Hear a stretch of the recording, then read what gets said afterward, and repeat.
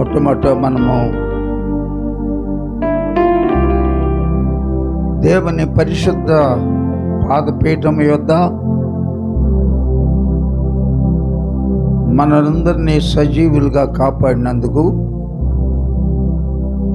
కృతజ్ఞత హృదయముతో దేవుని సన్నిధిలో ఉందాం. ఆయనే మన జీవితాల్లో ఆశ్చర్యకార్యములు చేసి ఆయన రెక్కల నీడలో మనలందరినీ భద్రపరిచిన వాడు. మన జీవితములను హెచ్చించాలంటే, మన జీవితంలో ఉన్న సంకటములు సమస్యలు తొలగించాలంటే, ఆయన మన రోగములను స్వస్థపరచాలంటే, మనలను రక్షించాలంటే, మనందరికీ రక్షణానందము కలుగచేయాలంటే ఆయన సన్నిధిలో మనము మన ప్రవర్తన జాగ్రత్తగా చూసుకోవాలి. ఇప్పుడు ప్రార్థన చేసుకుందాం. స్తోత్రం స్తోత్రం స్తోత్రం. పరిశుద్ధుడైన మా ప్రియ పరలోకపు తండ్రి, భూమి ఆకాశములు అందున్న సమస్తము, భూమి అగాధములో ఉన్న సమస్తము, అదృశ్యమైనవి దృశ్యమైనవి, సృష్టి నిండా కలుగజేసిన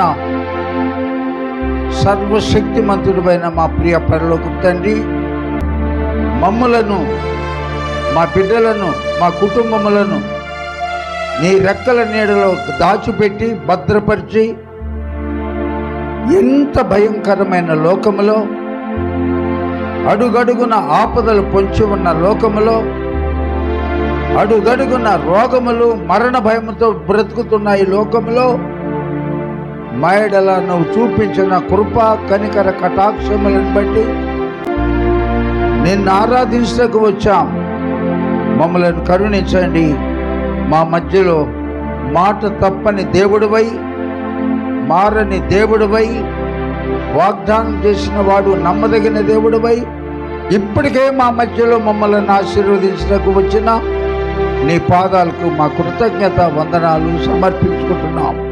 నిన్ను ప్రేమతో ఆహ్వానించే నీ రెండవ రాకడ మమ్మల్ందరినీ సిద్ధపరచుమని, ఆ జంతువులు మీ అధికారమునకు మమ్ములను మా ప్రాణాత్మ శరీరములు మీకు సమర్పించుకుంటూ యేసుక్రీస్తు పరిశుద్ధ నామంలో ఈ మా మనవులన్నీ అడిగి ప్రార్థించి పొంది ఉన్నామని నమ్ముతూ ప్రార్థిస్తున్నాము తండ్రి. ఆమేన్. జ్యోతిర్మయుడా, నా ప్రాణప్రియుడా, నా స్తుతి మహిమలు నీకే అని ప్రభువు నామాన్ని మహాగా గొప్పగా ఘనపరుస్తూ ఈ పాట పాడుకున్నాం.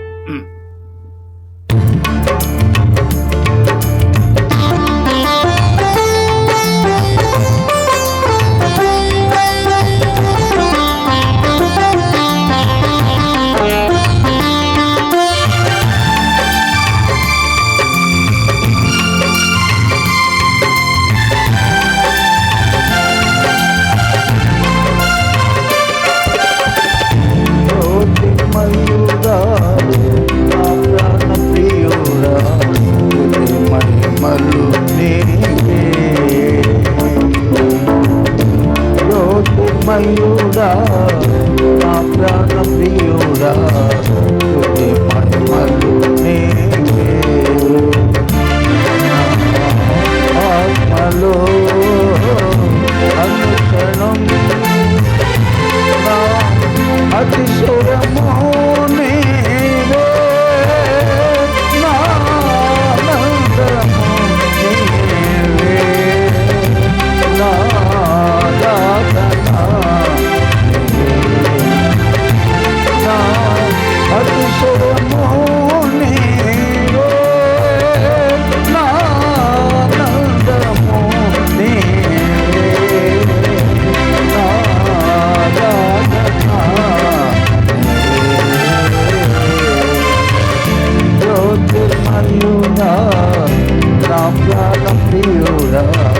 స్తుతి మహిమలు నీకే.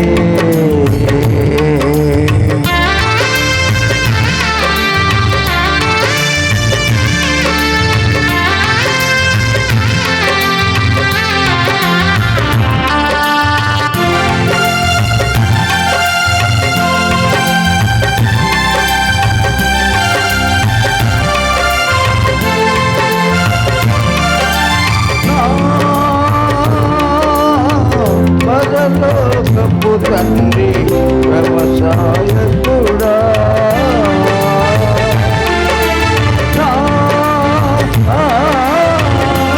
పరలోకపు తండ్రి వ్యవసాయకుడా, నీ తోటలోనే ద్రాక్షవల్లితో నన్ను అంటు కట్టి నిజపరచావా. రాక్షవల్లితో నన్ను అంటు కట్టి నిరపరచావా. జ్యోతిర్మయుడా నా ప్రాణ ప్రియుడా, స్తుతి మహిమలు నీకే. జ్యోతిర్మయుడా నా ప్రాణ ప్రియుడా, స్తుతి మహిమలు నీకే.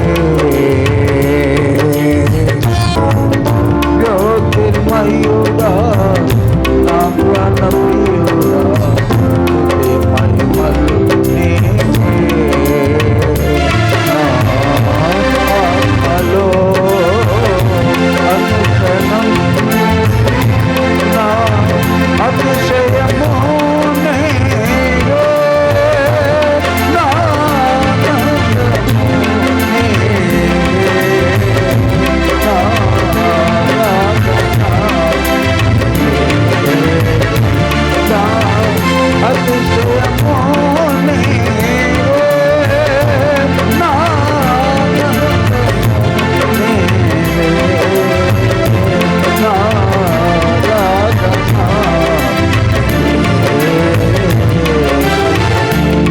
జ్యోతిర్మయుడా నా ప్రాణ ప్రియుడా, స్తుతి మహిమలు నీకే. జ్యోతిర్మయుడా నా ప్రాణ ప్రియుడా, స్తుతి మహిమలు నీకే. దగ్గరగా దేవుని స్తోత్రం చెబుదాం. హల్లెలూయా.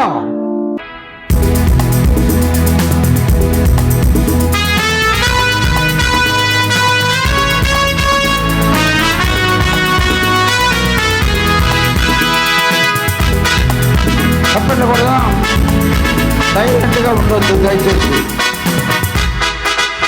అన్ని నామముల కన్న పైనామము యేసుని నామము, ఎన్ని తరములకైన ఘనపరచదగిన క్రీస్తు నామము. నామముల కన్న పైనామము యేసుని నామము, ఎన్ని తరములకైన ఘనపరచదగిన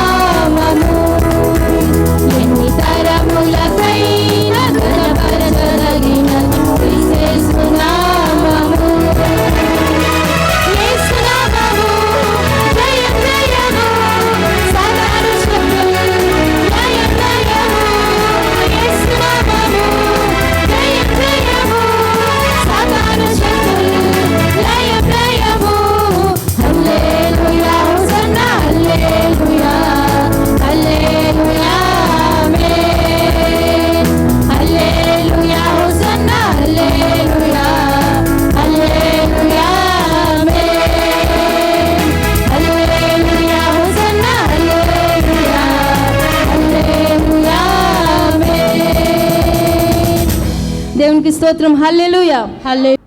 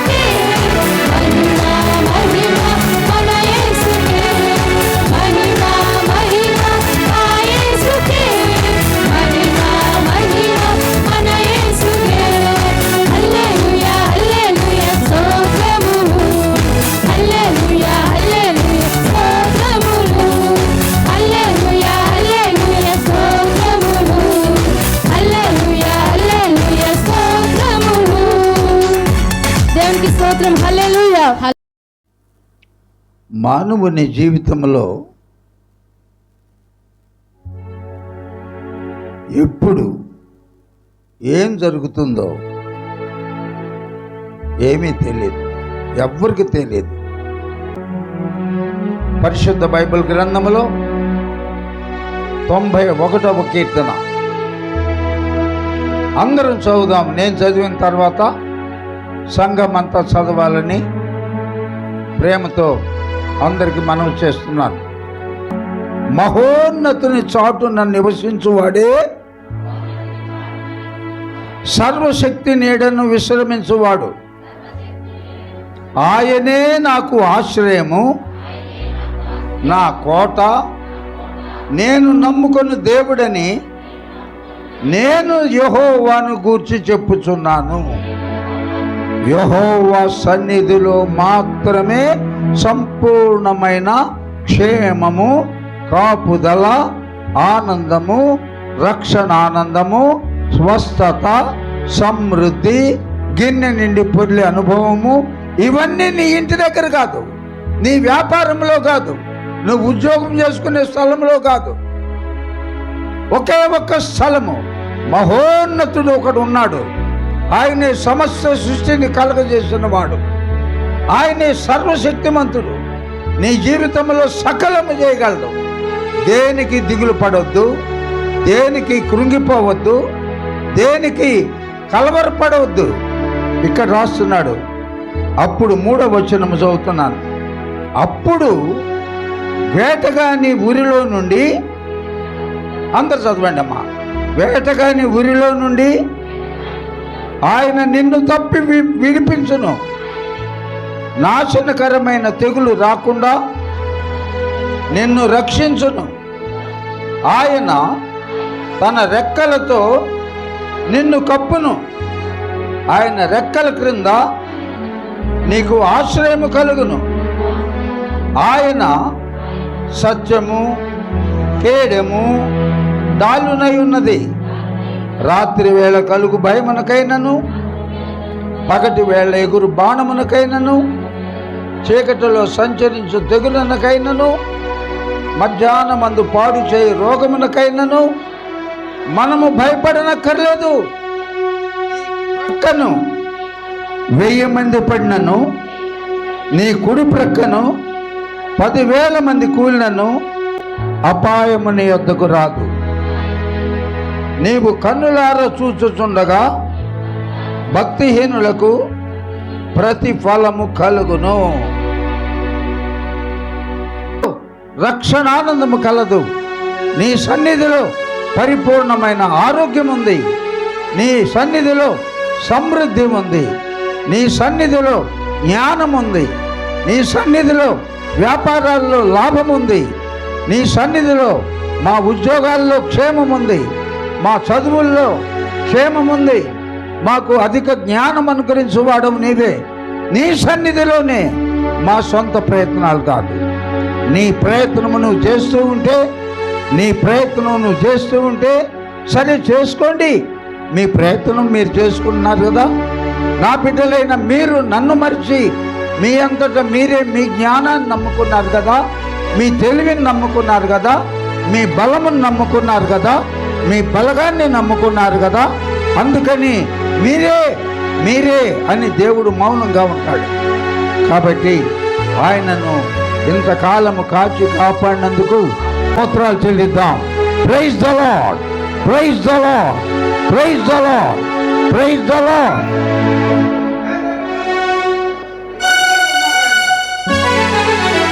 థ్యాంక్ యూ జీసస్. నోరు తెరవండి, నోరు తెరవండి అందరూ అందరూ.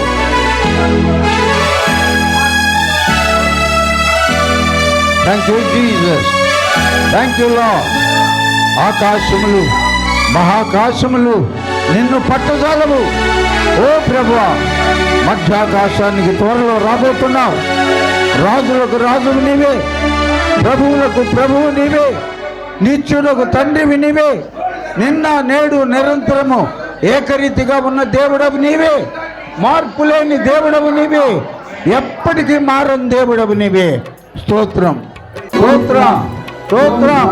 ఈ పాపిష్టి లోకములో, ఈ భయంకరమైన పాపలోకములో, వేదనకరమైన ఈ లోకములో, అడుగడుగున ఆపదలు పొంచి ఉన్న లోకములో 2025వ సంవత్సరము అర్ధ సంవత్సరము కూడా మమ్ములను, మా గర్భఫలమును, మా కుటుంబములను మహోన్నతుడివై నీ రెక్కలను భద్రపరిచినందుకు స్తోత్రం. ఏ తెగులు మా గుడారములు సమీపించకుండా మా మాట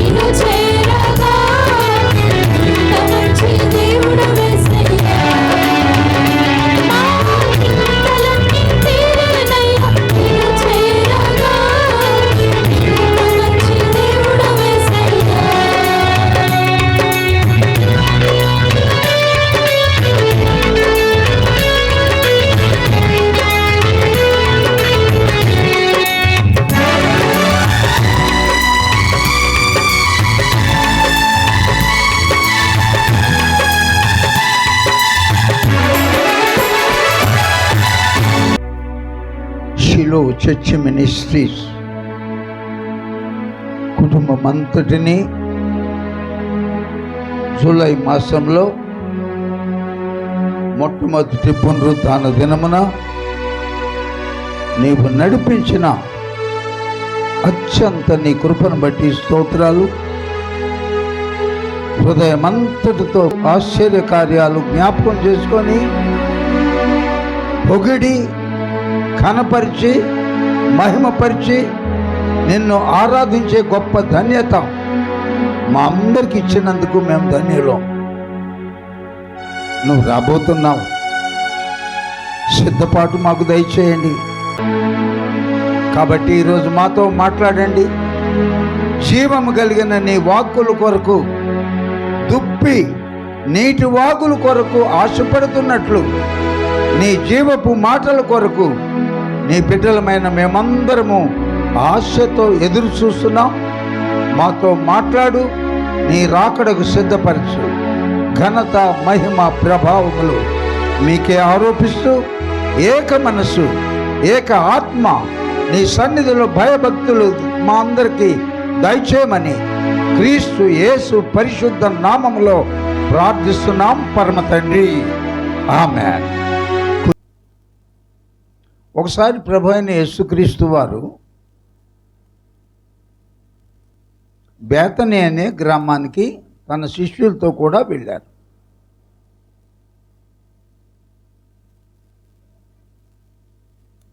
తన ప్రభువారు ఏర్పరచుకున్న 12 మంది శిష్యులు, ప్రభు అయిన యేసుక్రీస్తు వారు, బోధకుడు వచ్చాడని బేతనీ గ్రామంలో కూడా అనేకులు ప్రభువు దగ్గరికి రావాలని అత్యాసక్తితో అందరు బయలుదేరి వచ్చారు. ఇప్పుడు కేవలము మరియా, మార్తా, లాజరు అనే కుటుంబం కాకుండా, ప్రభువారు కాకుండా, 12 మంది శిష్యులు కాకుండా, బోధకుడైన యేసుక్రీస్తును వారిని చూడడానికి ఆయన వెంట తండోపతండాలుగా ప్రజలు వస్తూ ఉండేవాళ్ళు. బేతనికి కూడా కొంతమంది వెంబడించి వచ్చారు. వారందరికీ భోజనాలు సిద్ధపరచాలని మార్త, ఆమె ఉద్దేశము చాలా మంచిది. ప్రభువుకు మంచి ఆహారము సిద్ధపరచాలి, తన శిష్యులకు సిద్ధపరచాలి, తన కొరకు ప్రభు వారి కొరకు వచ్చిన వారందరికి కూడా ఉట్టిగా పంపించటము ధర్మం కాదు, వచ్చిన వారికి కూడా మంచిగా భోజనాలు పెట్టి పంపించాలన్న సదుద్దేశంతో మార్త వంట పనిలో బాగా నిమగ్నమైపోయింది. ఏమీ పట్టకుండా ప్రభు అయిన యేసయ్య పాదాల చెంత మరియా అనే సహోదరి యేసయ్య పాదాల చెంతే కూర్చుంది. అన్ని పనులు, వంట పనులు, మగవారికి ఆడవారికి ఏ భేదం లేదు. ఈ రోజుల్లో అందరూ వంట చేయటం తెలుసు. ఫారిన్ కంట్రీస్లో మన బిడ్డలు కొంతమంది ఉంటారు, వారికి సెల్ఫ్ కుకింగ్ తప్పదు, ఫ్యామిలీస్ ఉండవు కాబట్టి వాళ్ళు ఆహారం సిద్ధపరచుకోవటం, ఏదైనా స్పెషల్ అకేషన్ వచ్చినప్పుడు ఓ స్పెషల్ ఆహారం సిద్ధపరచుకోవటం, ఇవన్నీ అలవాటు అవుతాయి. అందుకని మార్త చాలా ప్రయాసపడి, ఎంతమంది వచ్చారా, 50 మంది వచ్చారా, 60 మంది వచ్చారా, ఇంతమందికి ఏం చేయాలి, ఎన్ని రొట్టెలు కావాలి, ఏ కర్రీస్ అయితే దానిలో బాగుంటాయి, ఎలా చేస్తే ప్రభువు ఆనందపడతాడు, వచ్చిన వాళ్ళందరూ సంతృప్తి పడతాడు అన్న ఆలోచనలో తలములకలైపోయి ఉంది మార్త. చూచింది నిమ్మకు నీరెత్తినట్లుగా తన తోబుట్టువైన మరియా యేసయ్య దగ్గరే కూర్చొని ఈ వంట పనిలో ఎంత మాత్రము సహాయం చేయకుండా యేసయ్య దగ్గర కూర్చునేటప్పటికి మనసులో కొంచెం కష్టం కలిగింది ఆమెకి, మార్తకు. బోధకుడా, నీకు చింత లేదా? నేను ఒక్కదాన్నే ఇంత ప్రయాసపడుతున్నాను కదా, మా చెల్లి మరియతో చెప్పి నాకు సహాయం చేయటానికి సహాయం చేయమని మీరు చెప్పి పంపించవచ్చు కదా అని ప్రభు దగ్గరికి అలసటతో మార్తా అనే సహోదరి వచ్చి ప్రభు వారికి కంప్లైంట్ చేసింది. యేసయ్య హృదయంలో నొచ్చుకున్నాడు. మార్తా మార్తా 2 సార్లు. మార్తా మార్తా, అనవసరమైన పనులు పెట్టుకొని నువ్వు అనేకమైన టెన్షన్లో ఉన్నావు. ఉత్తమమైనది ఒకటే, అది మరియ ఎన్నుకున్నది. ఈ మాటలు ఎందుకు చెప్పాను తెలుసా? ఉత్తమమైనదేది ఈ లోకములో ఒక్క దేవుని సన్నిధిలో గడపడానికి మించిన అత్యున్నతమైనది, అత్యుత్తమమైనది ఆకాశము క్రింద మరొకటి లేనే లేదు. లూకా సువార్త 14వ అధ్యాయం 16వ వచనం. ప్రభు అయిన యేసుక్రీస్తు వారు ఒక మాట చెప్పాడు అక్కడ ఉన్న వారితో. ఒక మనుషుడు గొప్ప విందు చేయించి అనేకులను పిలిచాను. అనేకులను ఆ విందుకు పిలిచాను. విందు కాలమందు అతడు, ఆ యజమానుడు, ఇప్పుడు విందు సిద్ధమై ఉన్నది, రండి అని పిలువబడిన వారితో చెప్పుటకు తన దాసుని పంపెను. అయితే వారందరూ ఏక మనస్సుతో, ఒకటే మనసు, ఒకే మాట, నెపములు చెప్పసాగిరి.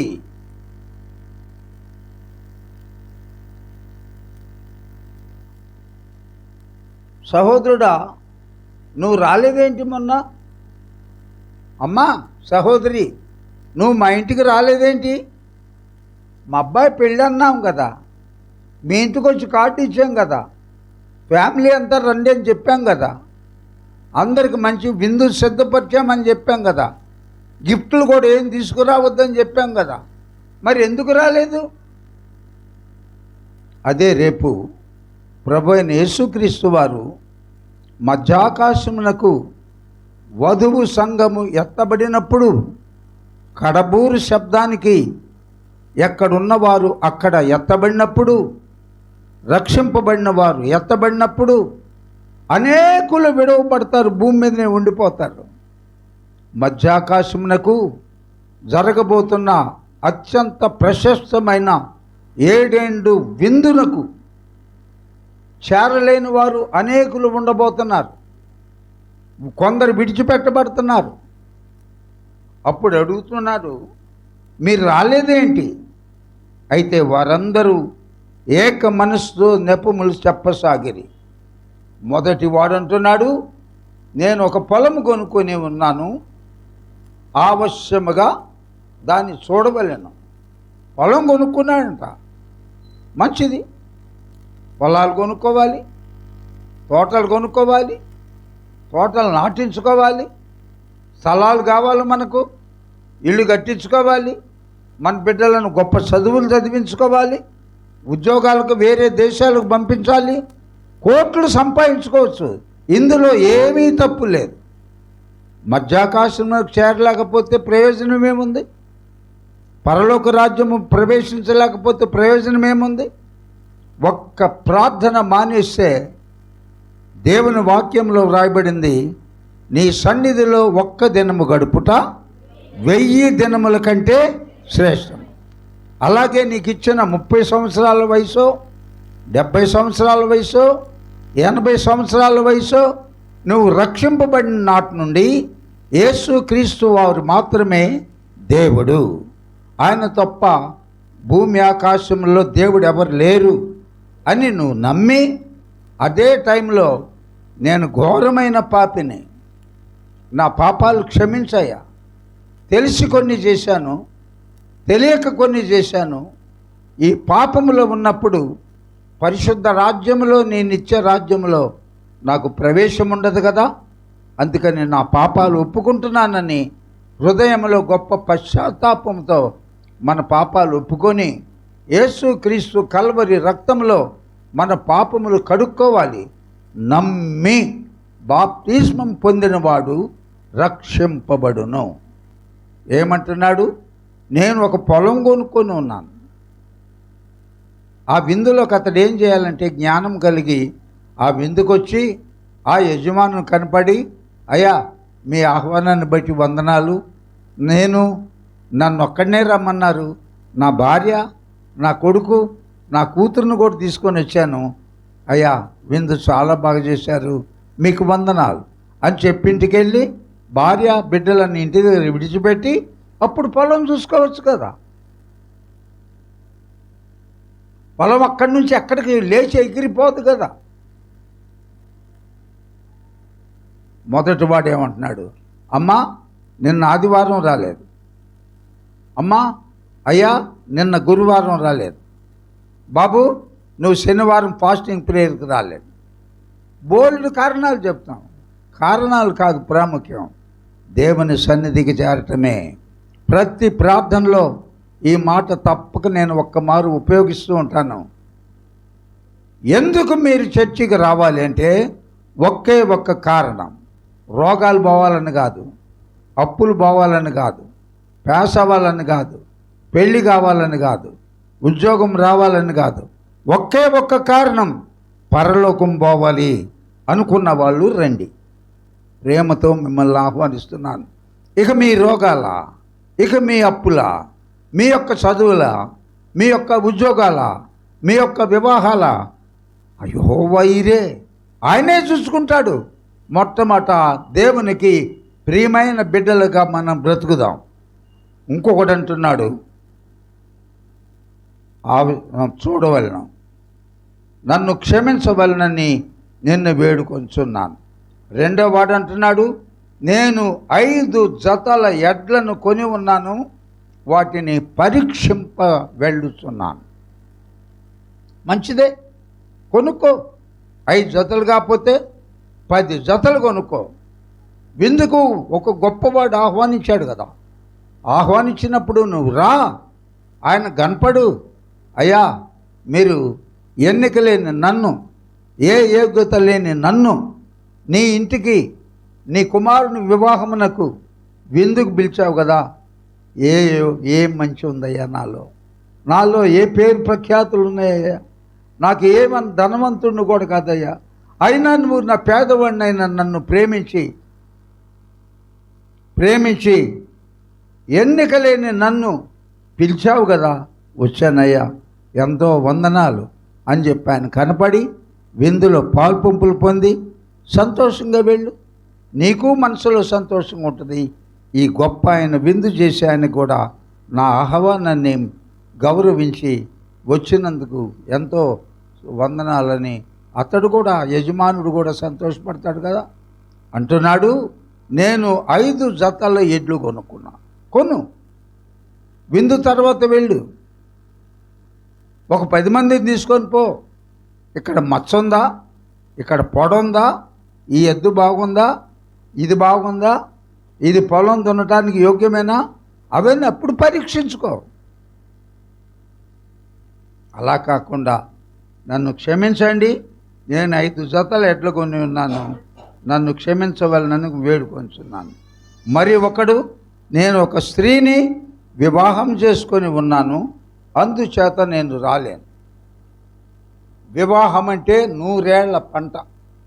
ఎక్కడికి పోద్దా అమ్మాయి? ఆ అమ్మాయిని కూడా తీసుకొని రా విందుకి.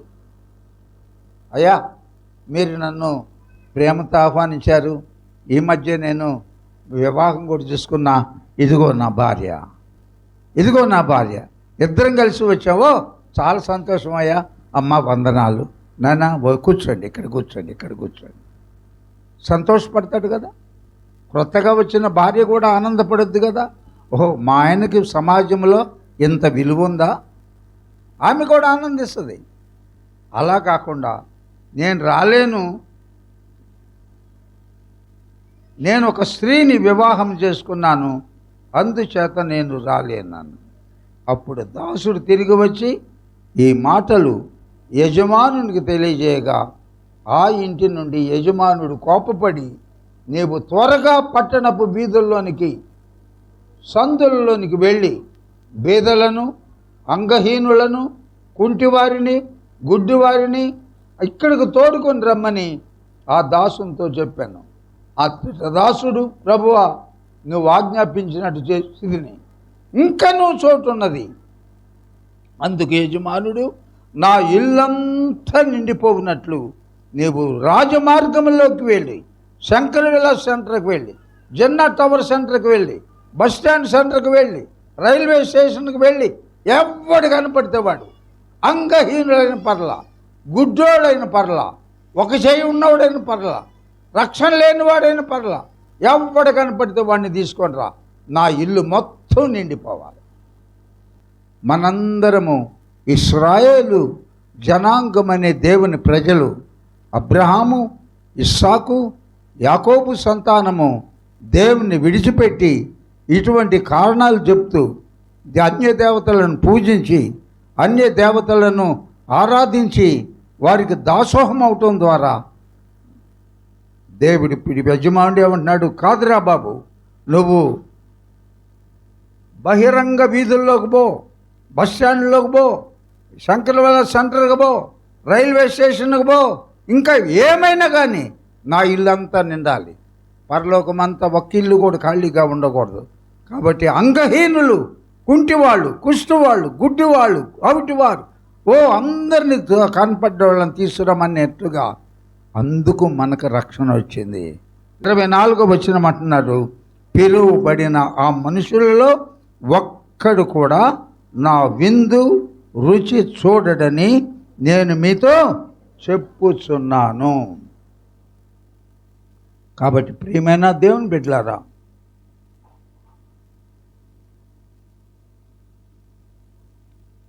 పేదవారికి కూడా ప్రవేశం ఉంది. మరి దేవుని ప్రజలైన ఇశ్రాయేలీలు వారికి పరలోకం లేదండి అని అనొద్దు. వారిని దేవుడే కఠినపరిచి అన్యులమైన సువార్తల్లో కూడా రాయబడి ఉంటుంది, నాకు 2 మందలు ఉన్నాయి అని రాశాడు. ఒకటి ఇశ్రాయేలీలు, రెండవ వారు క్రీస్తు రక్తంలో కడగబడిన మనం. 2 మందలు. ఆ 2 మందలు కలిపి పరలోక రాజ్యం చేరేటప్పుడు మంద కాపరి ఒకడే, గొర్రెల మంద కూడా ఒకటే అని చెప్పిన ప్రకారము ఆ రోజు ఐక్యంగా యూదుల మనమా ప్రపంచ దేశాల్లో క్రీస్తు ప్రభు రక్తంలో కడగబడిన అందరం కలిసి మహిమ నివాసాల్లో మనము చేరబోతున్నాం. ఆ పరలోక పట్టణం ఎలా ఉండబోతుందో ఒక్క చరణం పడదామా? పరలోకము నా దేశము, నేను ఇక్కడ పరదేశిగా ఉండినట్లు మాయలోకమేగుటకు నేను యాత్రికుడను. ఈ ఎంతో అందమైనది పరలోకము, అసమానమైనది నా దేశము. ఎల్లప్పుడూ విశ్వాసముతో యాత్రను మనము చేయాలి.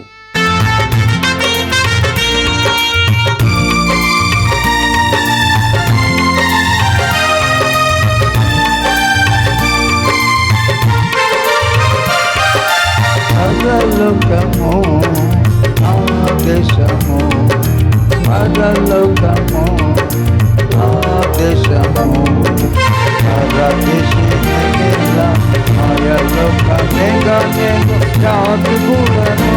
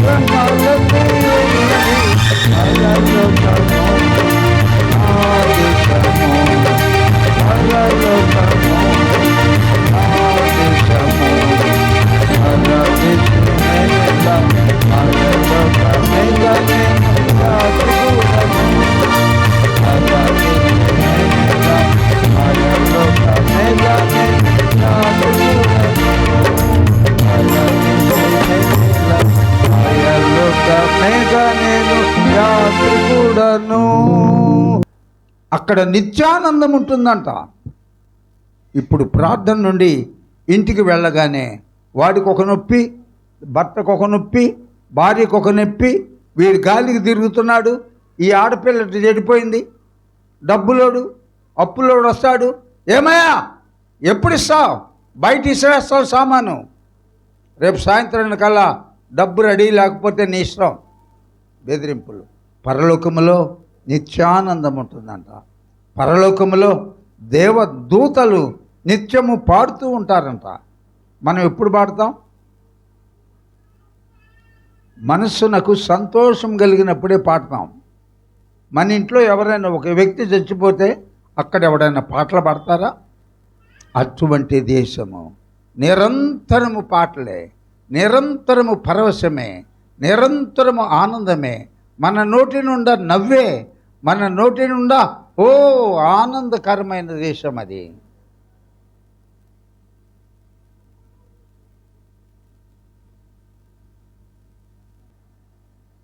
యోసేపు కన్నా కష్టాలు మనకు వచ్చినాయా? యోసేపు రాహేలుకు పుట్టిన, రేచెల్కు పుట్టిన, యాకోబుకు ప్రియమైన భార్య రేచెల్. వాళ్ళ మామ మోసం చేసి లాబాన్ని మొట్టమొదట పెద్ద కుమార్తెని ఎవరు ఆమె పేరు లేయాని ఇచ్చి పెళ్లి చేశాడు. ఆమె జబ్బు కళ్ళు కలిగిందంట. నేను ఒప్పుకోను, నేను చూసింది ఈ అమ్మాయిని పెళ్లి చూపులప్పుడు ఈ అమ్మాయిని చూపించి ఏమని చేస్తావా? అల్లుడు గారు మీరేమనుకోవద్దు, మా దేశముల ఆచార ప్రకారము పెద్ద కుమార్తెకు పెళ్లి కాకుండా చిన్న కుమార్తెకు పెళ్లి చేయడానికి వీల్లేదు. కావాలంటే ఇంకొక 7 సంవత్సరాలు కొలువు చేయి, చిన్న బిడ్డను కూడా నీకు ఇచ్చి పెళ్లి చేస్తా. ఆ రాహేలు గర్భాన్ని చాలా కాలం వరకు దేవుడు మూసివేశాడు. ఎందుకంటే ఆమెను ప్రేమించాడు రాహేల్ని, లేయను యాకోబు ద్వేషించాడట. దిక్కులేని పిల్లలకు దేవుడు ఆయనే.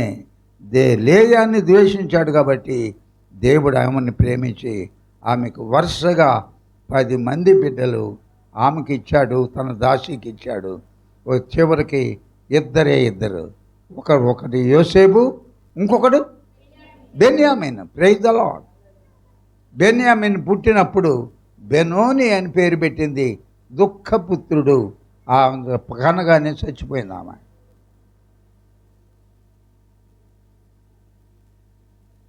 ఆ యోసేపుకి ఎన్ని కష్టాలండి. 10 మంది అన్నలు బయలుదేరి తండ్రి యొక్క మందలు మేపుకుంటూ దోతాను ఆయా ప్రాంతాలకి ఎక్కడ పచ్చిక దొరుకుద్దో గొర్రెల మందలను మేపుకుంటానికి వెళ్తే యోసేపుని యాకోబు ఎంతో రేచెల్ని బట్టి రాహేల్ని బట్టి ప్రేమించాడు కాబట్టి చక్కని విచిత్రమైన అంగీ తన కొరకు కుట్టించాడంట యాకోబు, తండ్రి అయిన యాకోబు.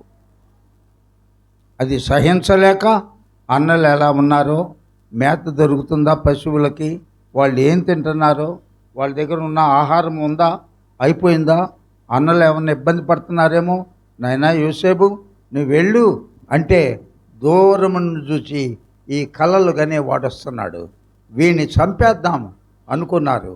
అలా కాదులే, పెద్దన్న అయినా రూబేన్ అన్నాడు, అయ్యా వాడు కూడా మన తండ్రికి పుట్టినవాడే, మన తోబుట్టువురా, వాడిని చంపటం ధర్మం కాదు, మనకది మంచిది కాదు, అది మన భవిష్యత్తుకి ఎంత మాత్రం క్షేమం కాదు. ఒక గొర్రె పిల్లను కోద్దాం, ఆ అంగి ఓడబెరుగుదాం, బలత్కారం చేసి కొడదాం, కావాలంటే మీ కోపం తీర్చుకోండి, కావాలంటే ఆ రక్తములో ముంచి తండ్రి దగ్గరికి ఇది నీ గుర్తుపట్టు, ఇది నువ్వు ప్రేమించే నీ కుమారుడైన యోసేపుదేనా. అక్కడ మిద్యానీయుల ప్రాంతంలో గుండా ఒంటెల మీద వ్యాపారానికి ఐగుప్తు వెళ్తుంటే అక్కడ వాళ్ళు డబ్బులు ఇచ్చి అన్నలందరూ కలిసి కొంత వెండి తీసుకొని తన తమ్ముడిని అమ్మేశారు. అక్కడ ఐగుప్తులో ఓపెన్ మార్కెట్లో బానిసలందరూ నమ్ముతుంటే అక్కడ పోతీఫర్ అనే ఫరో దగ్గర ఉన్న అంగరక్షకుడు, క్యాపిటన్, చీఫ్ సెక్యూరిటీ ఆఫీసర్ అతను కొనుక్కొని, ఇతడేదో మంచిగా ఉన్నాడు, గుణగణాలు మంచిగా ఉన్నాయి, మంచి రూపస్సుగా ఉన్నాడు, కాబట్టి నా ఇంట్లో తీసుకువెళ్తే దేవుడు యోసేపు పోతీఫర్ ఇంట్లో అడుగు పెట్టిన క్షణము నుండి ఆ ఇంటినంతా దేవుడు బహుగా ఆశీర్వదించాడు. ఆలోచించాడు పోతీఫర్, ఇంతకుముందు దానికంటే ఈ యోసేపు అనేవాడు నా ఇంట్లో అడుగుపెట్టిన తర్వాత అబ్బా నూరంతలుగా ఆశీర్వాదాలను దేవుడు నన్ను దీవిస్తున్నాడని నమ్మి మొత్తం సర్వాధికారాలు ఒక భార్య విషయం తప్ప అంత కేవలము భోజనం చేయడానికి వచ్చి వెళ్ళడం మాత్రమే తప్ప ఏముంది ఇంట్లో, ఏమి లేదు ఇంట్లో అని కూడా కనీసము ఎంక్వైరీ చేసిన వాడు కాదు. ఆ తర్వాత తన భార్య వలన, పోతీఫర్ భార్య వలన ఎంత కష్టాలు వచ్చినాయి ప్రత్యేకంగా వివరించడానికి సమయం లేదు. అక్కడి నుండి జైల్లో పడేశారు.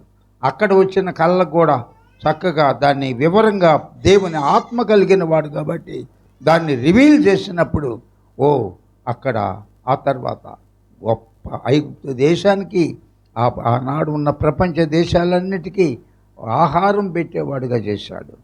నీ కష్టాలు, నీ శ్రమలు, నీ దుఃఖము, నీ రోగము, నీ అప్పుల భారము, నీ చదువులు, నీ పెళ్ళిళ్ళు, నీ దిగుళ్ళు ఇవన్నీ తాత్కాలికం.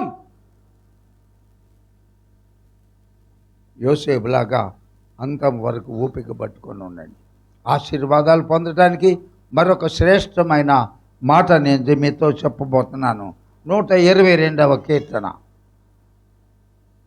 Very simplest. ఈ మాట చదివితే ఈ మాట అనుకుంటాం, కానీ దాని వెనక ఉన్న ఆశీర్వాదాలు ఎంత ఆశీర్వాదకరంగా ఉంటాయో. 122వ కీర్తన.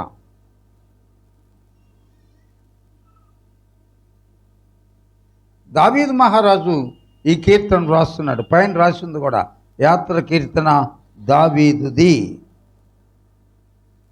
మందిరమునకు ఎప్పుడు వచ్చినా మొట్టమొదట మన యందు బహుగా ఆనందించేవాడు జీవము కలిగిన మన దేవుడు. ఇక నీ దిగులు పోయింది అన్నమాటే.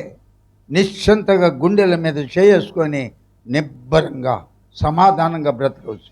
ఏంటి మనిషిగా, ఏంటి నాకు ఈ బ్రతుకు, ఎప్పుడు ఇంతేనా, ఏ మార్పు లేదా, ఇంకెంతకన్నా సంతోషం లేదా, చనిపోతే బాగుండు, ఈ రాత్రి తెల్లవారు చూడకుండా ఈ రాత్రి పడక మీద చచ్చిపోతే బాగుండు అన్ని పిచ్చి ఆలోచనలు రానిబాకు. యోసేపును జ్ఞాపకం చేసుకో. ఇన్ని శ్రమలు పడిన తర్వాత, ఓర్చుకున్న తర్వాత ఐగుప్తు దేశానికే ఫరో తర్వాత అంతటి స్థానము అతడు యోసేపు పొందాడు. కాబట్టి యెరూషలేమా, ఎందుకు దేవుని మందిరమునకు వెళ్ళాలి మనం అంటే 3వ వచనం చూడండి. అందరు బైబిల్ చూడండి. 122వ కీర్తన 3వ వచనము. యెరూషలేమా, బాగుగా కట్టబడిన పట్టణము వలె నువ్వు కట్టబడి ఉన్నావు. అంటే బాగుగా కట్టబడినదంటే అక్కడ ఏ కొరత లేదు, ఏ ఫెసిలిటీకి తక్కువ లేదు, చూడ్డానికి రమ్యముగా ఉంది, అద్భుతమైన ప్రొటెక్షన్, దాని మీద దేవుని కనుదృష్టి ఉంటుంది, దేవుని యొక్క కాపుదల ఉంటుంది, దేవుని నడిపింపు ఉంటుంది, ఆయన దూతలు నీకు తోడుగా ఉంటారు. బాగుగా కట్టబడిన పట్టణము వలె నువ్వు ఉన్నావు. అక్కడే దేవుని ఆలయములేముంది, ఇశ్రాయేలీయులకు నియమించబడిన శాసనములు ఉన్నాయంట. ఇక్కడ దేవుని యొక్క ఆజ్ఞలు ఇక్కడ ఉన్నాయి. ఇక్కడికి వస్తే మన బ్రతుకులు మారుతాయి. తాగుపోతాడు, తిరిగిపోతాడు, చండాల జీవితాలు జీవించే లోక సంబంధులు బ్రతుకులన్నీ మారి దేవుని వలె మనము, అందుకే అపోస్తులైన పౌలు అంటున్నాడు, క్రీస్తును బోలి నేను నడుచుకున్న ప్రకారము మీరు నన్ను బోలి నడుచుకోండి. కాబట్టి ప్రియమైన దేవుని బిడ్డలారా, యెహోవా నామమునకు కృతజ్ఞతాస్తుతులు చెల్లించుటకై రోగం అండి, క్యాన్సర్ అండి, ఎయిడ్స్ అండి, ఏదండి, తెగుళ్ళండి, అదండి, కలరా అండి, ప్లేగ్ అండి, ఈ మధ్య వచ్చిందేంటి 2000లో కరోనా అండి. ఏం పెట్టుకోబాక కృతజ్ఞతాస్తుతులు చెల్లించుటకై వారి గోత్రములు 12 గోత్రములు అక్కడికి ఎక్కి వెళ్ళను. యెరూషలేము ఆలయమునకు వెళ్తాయి. అక్కడ న్యాయము తీర్చుటకై సింహాసనములు ఉన్నాయంట. ఇంకొకటి 6వ మాటతో రండి. మీ అందరికీ ఆశ్చర్యము ఆనందము కలిగించే మాటలు. యెరూషలేము యొక్క క్షేమం కొరకు ప్రార్థన చేయుడి. యెరూషలేమా, నిన్ను ప్రేమించువారు, ఓ ప్రైజ్ ది లార్డ్, యెరూషలేము కొరకు ప్రార్థన చేస్తే నీ కుటుంబం అంతా క్షేమంగా ఉంటుంది, నీకు తెలియకుండానే. యెరూషలేం పట్టణం అంటే దేవాతి దేవునికి అంత ప్రియమైన పట్టణం. యెరూషలేం కొరకు మాట్లాడుకున్నా, ఇశ్రాయేలీల కొరకు మాట్లాడుకున్నా, ఓ ఇశ్రాయేలు విను, నీ భాగ్యం ఎంత గొప్పది. యెహోవా రక్షించిన నిన్ను బోలిన వారు ఎవరున్నారు? అమ్మా, ఇశ్రాయేల్ గురించి విన్నావా? 10 యుద్ధాలు జరిగినాయి అంటే ఇప్పటి వరకు 1948 నుండి ఒక్కదానిలో కూడా వాళ్ళు అపజయము పొందలేదు. కారణము నిన్న ఫాస్టింగ్ ప్రేయర్లో కూడా చెప్పాను. ఒక పొద మండుచున్నది, ఆ పొద మధ్యలో ఎవరున్నారు? యెహోవా దూత ఉన్నాడు. అది కాలిపోలేదు, రాలిపోలేదు, మసకపోలేదు, శబ్దం చిట్టమని ఆ శబ్దాలు లేవు.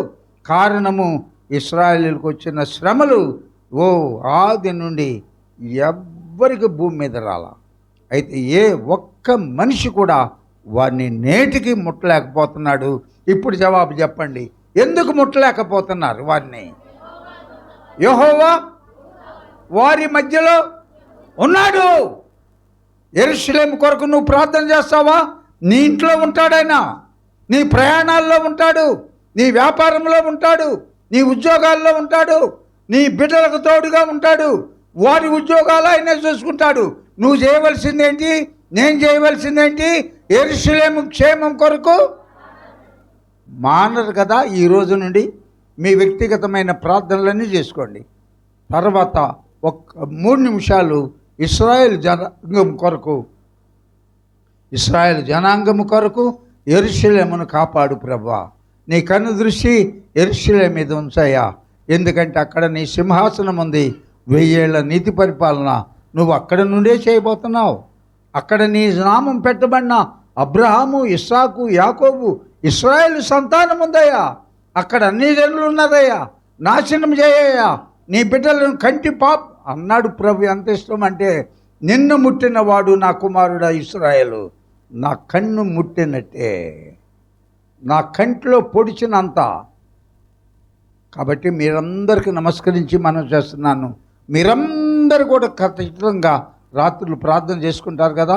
చేసుకునే ముందు, చేసుకున్న తర్వాత చివరిలో 2-3 నిమిషాలు ఇశ్రాయేలీల కొరకు, 2-3 నిమిషాలు యెరూషలేము క్షేమం కొరకు ప్రార్థన చేస్తే నిబ్బరంగా నిశ్చింతగా సకల ఆశీర్వాదములు పొందుతూ మీ గృహాల్లో గిన్నెలు నిండి పొర్లుతూ మీరు సమాధానముతో యెహోవా షాలోం, యెహోవాయే సమాధానమునకు కర్త, అటువంటి బ్రతుకులు బ్రతకాలని కోరుకుంటూ దేవుని యొక్క కృప, పరిశుద్ధాత్మ నడిపింపు మనకు, రాలేని బిడ్డలకు, మన కుటుంబములందరికీ దేవాతి దేవుడు సమృద్ధిగా అనుగ్రహించును గాక.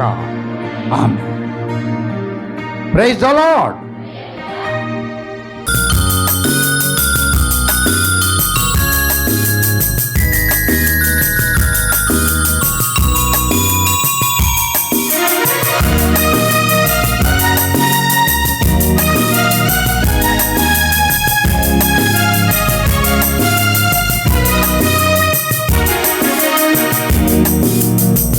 విజయ గీతము మనసార నేను పాడేదా, నా విజయముకై ప్రాణ త్యాగము చేశావు నీవు, పునరుత్థానుడ నీవే, నా ఆలాపనా నీవే, నా ఆరాధనా, పునరుత్థానుడ నీవే, నా ఆలాపనా నీకే నా ఆరాధన.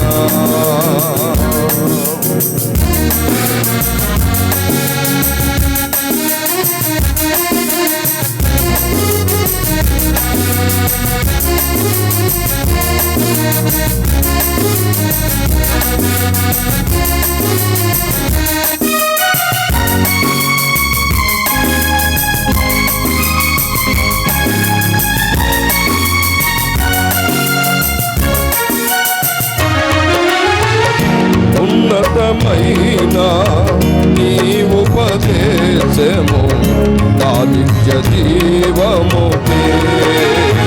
ముఖము వేచితివి నీ రూపము చూడనాలో. ఉన్నతమైన నీ ఉపదేశము నా నిత్య జీవముకే. ముఖము వేచితివి నీ రూపము చూడనాలో. యేసయ్యా నీతి మార్గమే నన్ను నిలిపినది. నీ ఉత్తమమైన సంఘములో. యేసయ్యా నీతి మార్గమే నన్ను నిలిపినది. నీ ఉత్తమమైన సంఘములో. విజయ గీతం మనసార నేను పాడేనా. విజయముకై ప్రాణ త్యాగము చేశావు నీవు. పునరుత్థానుడ నీవే ఆలాపనానికే ఆరాధన. పునరుత్థానుడ నీవే ఆలాపనానికే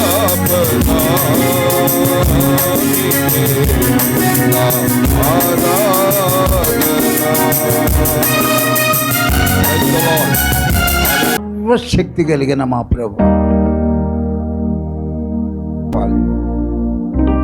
ఈరోజు ప్రభువా నీవు నడిపించిన నీ ప్రియ బిడ్డలందరిని బట్టి వందనాలు. నీ పాదాలకు స్తోత్రాలు, కృతజ్ఞతలు సమర్పించుకున్నాం.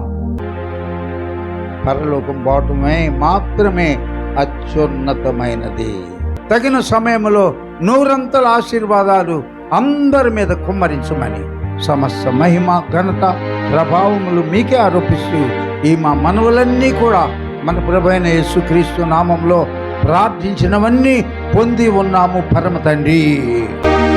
మన తండ్రి అయిన దేవుని యొక్క ప్రేమయు, కుమారుడు రక్షకుడైన క్రీస్తు యేసు యొక్క కృపయు, ఆదరణకర్త పరిశుద్ధాత్మ దేవుని అన్యోన్య సహవాసము, సన్నిధి, రక్షణానందము ప్రభువు రాకడ పర్యంతరము మనందరికి తోడుగా ఉండును గాక. ఆమేన్.